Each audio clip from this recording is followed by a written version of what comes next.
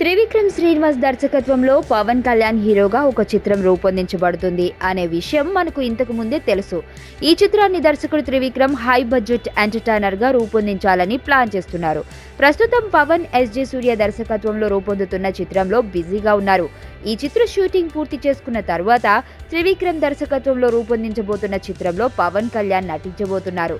కొద్ది రోజుల క్రితం వరకు ఈ చిత్రం మైత్రి మూవీ మేకర్స్ నిర్మాణంలో నిర్మించబడుతుంది అనే వార్తలు వినిపించాయి. తాజా సమాచారం ప్రకారం ఈ చిత్రం ఎస్ రాధాకృష్ణ నిర్మాణంలో నిర్మించబడుతుంది అనే వార్తలు వినిపిస్తున్నాయి. గతంలో రాధాకృష్ణ నిర్మాణంలో జులాయి, సన్ ఆఫ్ సత్యమూర్తి చిత్రాలు నిర్మించబడ్డాయి. ఈ రోజు విడుదలైన ఆ చిత్రం కూడా రాధాకృష్ణ నిర్మాణంలో నిర్మించబడింది. వైలెన్స్ లేకుండా చూడగలిగే లవ్ స్టోరీలు ఎప్పుడు వస్తాయి కదా. నీలో ఈ కోణం కూడా ఉందని నాకు తెలీదు. Adventure time.